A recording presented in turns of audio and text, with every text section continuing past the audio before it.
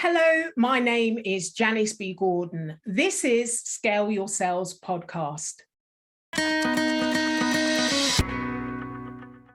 Welcome to the Scale Your Sales podcast, listed number 9 of 42 best podcasts for every sales professional in 2021. I am Janice B. Gordon, the customer growth expert, recommended by LinkedIn as one of 15 innovative sales influencers to follow in 2021. In today's episode of Scale Your Sales podcast, my guest talks about what salespeople need to do differently in order to be top performing salespeople, and how important it is to have a sales process in place if you want to scale. She gives an example of a health tech company and how working on changing the mindset and the culture within the organization stop them from discounting 75 to 95% of all of their sales, and how it was having a sales process, a defined sales process, and that cultural change so that they could sell the value better, then the customer was willing to pay more. So they put up their prices. My next guest is the CEO of Lipkins Consulting Group and author of What Top Performing Salespeople Do Differently. She helps sales teams to convert prospects into paying clients by improving their sales process. So welcome to Scale Your Sales podcast, Larielle Lipkins. Thank you. I'm happy to be here. Well, it's lovely to have you. We were just talking off camera how we've been floating around one another, and it's so great to connect because there are so many areas that we really connect on in the way we think about sales that we're going to be talking about. But first, I'd like you to tell me more about what top performing salespeople do differently, because I know that you've got a book that you've that's coming out shortly around all of this. Yeah, well, there's a number of things, right? And for the purpose of this, I would say one of the big things that top performing salespeople do different is following a sales process. A lot of times, I think people get into sales because they think it's all about personality, and they realize that if they really want to be successful, not only on an individual level, but as an organizational level, you have to have a process that you're going to be following if you want to be able to scale, if you want to be able to add more to your team, and ultimately be able to increase revenue. And this is interesting. I've just issued a newsletter that says that the sales process is not fit for purpose. So it's great we're having this conversation. What I mean by this is that sales process is, I agree with you, it is important to follow a process. And I do find a lot of sales organizations where everyone's doing their own thing, or founders that don't really know that there is a particular process. However, many organizations hang on to that sales process for dear life. And they're not really listening to the buyer. They're not really buying the buyer's journey. It's just, we need to measure our process. We need the numbers. We have to hit targets. Have you gone through this linear process? Whereas actually, we all know buyers have moved on and changed so much post-pandemic. They do a good 70% of their research. They're way ahead.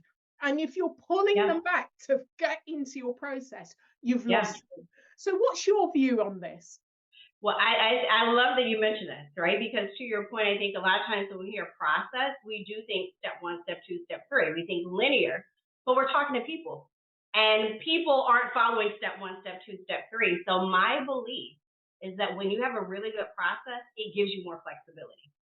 Because if I'm talking to someone and I know I've got to get from step 1 to 2, but you jump to 3, I should be so good in my process that I can go to 3 and then get right back to where I'm at. So like, I don't even teach scripts, right? I really am a big believer in framework, because I believe that process, system, framework should give you more flexibility and serve as milestones versus being so rigid. And then another point that I love that you mentioned is you're absolutely right that people are doing more research. Gone are the days where I need that salesperson to tell me all the ins and outs of the organization. I've already done the research. I've likely already narrowed it down to 2 to 3 people that we're evaluating. And so I'm much further in the process today than let's say 10, 20, even 30 years ago. And so with that being said, if your process has not changed since 2019, 2020, you better update it, right? Because you have to meet prospects where they are so that they have a seamless process. And we're not jumping them back and they're like, okay, I've already done all that research. Your process needs to be reflective of the buyer's journey today. And it doesn't need to be rigid. So how does that happen in the field? We have a sales process, 7-step sales process. Most salespeople have learnt that process, whether it's 15 Absolutely. years ago or even last week. They're learning the same things. It hasn't adapted. You're in an organization. Many of the measurement tools are based upon this step process. So then you're in an organization and you want to make them more customer centric, which is what I'm doing. And I know that you do as well. So how do you start to move that organization to be more relevant to the customer? Well, one of the things I always recommend to clients and even potential clients just in the field is you should be evaluating your process at least every 6 months because things are changing so fast. And I think even with the pandemic, it changed even faster, right? Like everything, companies that were not efficient, it became very apparent that they were not efficient. And so I think that part of my process is evaluating where you are every 6 months to figure out what is not working within the process. The other thing, and I think is a bigger challenge, is a cultural shift, right? And how we're approaching sales and not approaching it necessarily from what's good for us, per se, if I'm the company, but what's going to be better for the prospect and potential client. Because what's typically better for them is some typically going to also work better in our favor as well. And so part of it is shifting this mindset is we're not pitching product, we're not pitching services, we're not pitching our stuff first. And so we actually find out if there's a gap, to find out if there's this mutual benefit. And so I think one of the biggest challenges is really creating this mindset shift, and that starts with the CEO, that starts with executive leadership, that starts with sales leadership. Of yes, the end result is we do want to solve a problem for this potential client, but first we need to figure out where they are in the process. We need to reevaluate our own process to say, does it even work in today's marketplace? There's an old adage that what got you there won't, what got you here won't get you there. And I think the same thing applies for sales organizations. So looking at your culture and saying what shifts do we need to make, and then also changing the mindset that the process isn't meant to be rigid. The process should actually not only help support the salesperson, it should also support the prospect going through the process as well. And I think there's often this one-sided view that we think the process is just to help us convert, when the process should actually remove roadblocks for the prospect. The process should actually help them clarify what their actual needs and gaps are, right? And so it's really creating this different mindset that sales isn't just about us. In actuality, sales is not about us at all, right? If we're on the sales side, sales exist to solve a problem for somebody else, whether that's an individual or an organization. So I would say number 2 is that cultural shift is the biggest challenge for organizations, especially those who have this traditional mindset of like, let's just meet numbers, let's just follow the process, let's just hit certain metrics and milestones. I love what you have to say, that it is very much a cultural shift and a mindset shift, and how leadership. There's 2 things that I thought about. One is about how we measure success in the numbers. And if you think of leaders may be answerable to stakeholders and shareholders and investors, and they're very much about the numbers. But then, within the organization, you've got to do a cultural change, which may be more of a qualitative change. So that's quite difficult for leaders to balance, really. I know that you've got an example of a health tech company Yeah. that you worked with, and that culture was very much about discounting in order just do the deal, just get the Get deal. the deal You know, done. yeah, exactly. How did that change come about? What talk to me a bit about the kind of the mindset change that had to happen? I was working with the CEO, right? Starting with him, he was actually leading the sales organization, brilliant at what he does, brilliant practitioner, but didn't really understand how sales works and the psychology behind sales. And so they were discounting really on over 90% of their deals just to make the deal happen and to meet numbers. And I was interviewing him a few weeks ago to do a case study. And after all of the changes that we made in the organization, I said, "What was your biggest mindset shift?" And he said, "The fact that we no longer go in and just present our solution." He said, "When you told me we needed to just take a step back and put our slide deck to the side and just have conversations with people," he's like, "that has been the biggest shift." I don't believe that like things are mutually exclusive, right? So I think we can be focused on the numbers and also have a culture that is prospect or customer centric, and those things don't have to live in two different worlds.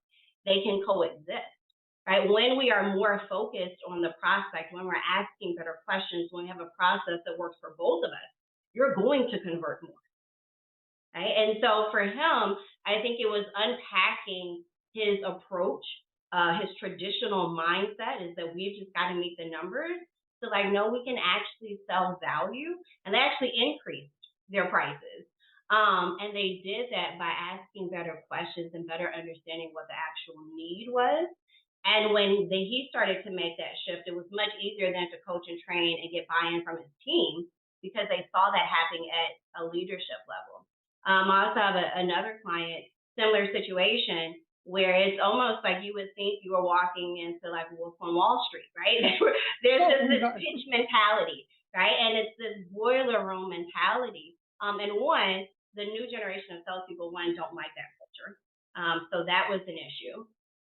But potential buyers also don't like that, right? And so we made some changes even from the concept of we don't pitch, we present solutions, right? And that was a huge paradigm shift, especially for they've got 27 managers who grew up within the organization with this numbers, numbers, numbers, numbers, numbers mindset.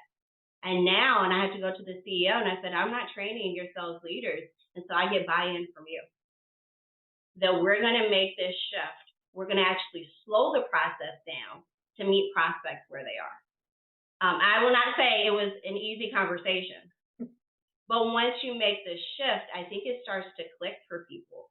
And they can see again that it doesn't have to be, it's not mutually exclusive. We can make numbers and produce and also be customer centric as well. Yeah, yeah. So the other thing that picks up on what you were saying is that when you talked about sales previously, and you're selling a solution rather than kind of hitting numbers, what I often think of is, and it's nothing new, but like when you're thinking of us delivering a service, Yeah. and you have to understand what service the customer that you're selling to wants. What is service?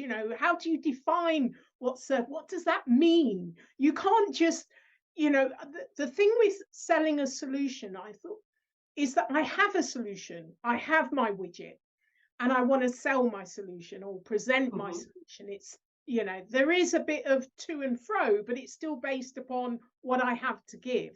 Whereas Hmm. actually, the service is about, I may not have anything to give. I'm not starting with my solution. When you're selling a service, you've got to decide how define it and what that looks like. So you've got to listen, you've got to ask Yep. questions. And I know that you talked about just now about asking different questions in order to change, to reframe what you're doing. So I wanted to just highlight this kind of service thing is very different to solutions. So tell me more about the kind of questioning, how you get people to change the way they question to discover more about what this Well, solution or service would look like. yeah. Well, you know what? One of the things I always tell people is that if your prospect can answer every single question without having to pause to think, you're not asking high quality questions. Right? I believe that you should be asking them questions that make them think about their problem, think about their business, their goals, their objectives differently than they've ever thought about it before. I actually call these 2x4 questions, right? Because they should hit them over the head like a 2x4. And the client that I was talking about, the health tech company, when I met with him, he had a very clear idea of what he thought he needed. And halfway during our conversation, I asked him a question, and he literally put down his pen and he said, "What did you just ask me?" And I was like, "Uh-oh." And he said, verbatim, "I don't know the answer to that question, but I should. What you just did to me, I need my salespeople to do when they're having conversations with prospects. Because in sales, it's my job to get people to think different, right? It's getting them to change.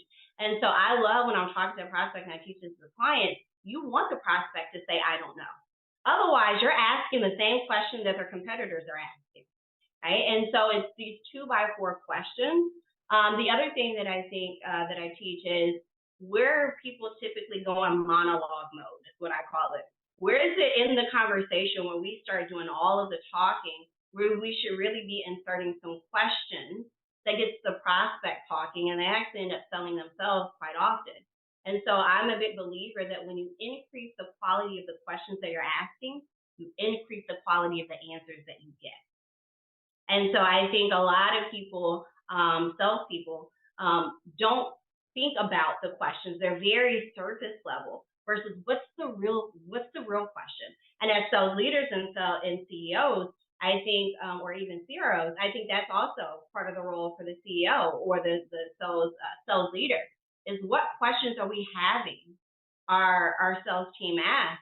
And then if we take it a step further, what questions are the sales leader asking their sales team? Right? Because they need to be asking different questions versus like, how did that call go?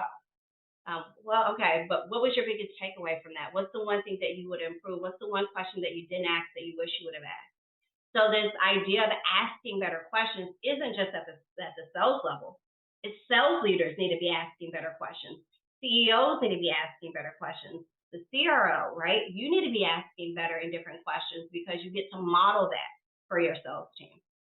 I absolutely love what you say. And one of the that it needs to become asking better questions needs to become part of the culture, and so you need to practice it in order to deliver that. And I love that. One of my coach from years ago, who's a friend now, said to me, "You only have 3 questions," and I've taken that in and delivered that through my leadership training. If you only had 3 questions in order to get the answer, or to take your customer on a journey or to make a decision around the board table or whatever the situation is, you only have 3 questions. You would have to sit down, you might start with 10, but you've got to refine it. What is the most important question? And it's got to be an open question, obviously. How are you going to get the information that you need? By limiting it in that way, it means you have to construct your question. You have to think about your question. And then it's a bit like a chess game, isn't it? The first piece, you actually need to work 3 pieces ahead to construct the journey that the question will take the buyer, customer, the stakeholder on. And I find that it's so hard. But once you get into the practice of doing it, even around board table, 3 questions, then we're moving on to another subject. We've got to make a decision with these 3 questions.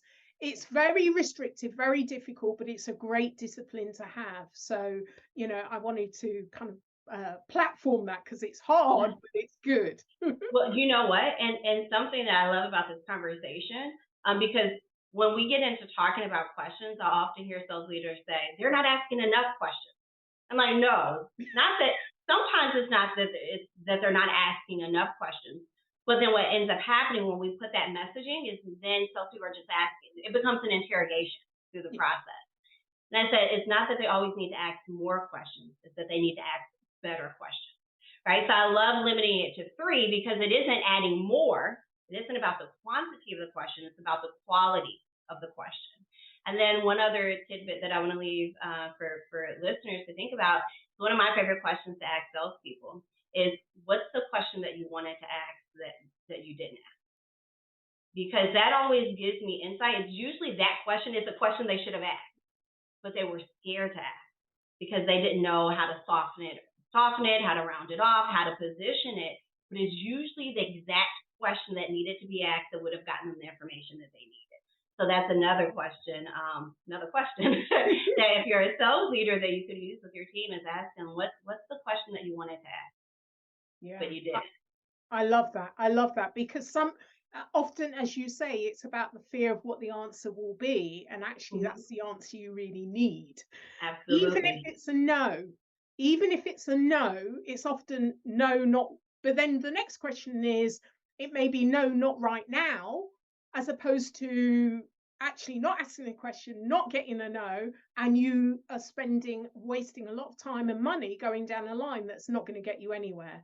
And I think that's the thing that people are always afraid of, is no, and it's learning to love the word no, because it doesn't necessarily mean it's the end. It just means no, not right now, or no, we haven't got budget, or no, we haven't got whatever it may be. But it actually gives you quite a lot of information, and that's the fear factor. Absolutely. To overcome.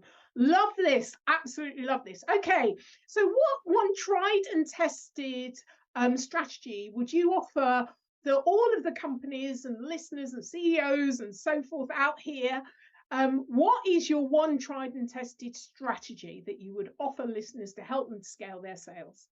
Yeah, I know this is going to sound like a broken record, but I believe that sales organizations, the foundation is the sales process, right? It is very difficult to scale if you don't have some type of process, right? So I tell people, optimize your process first, then add people.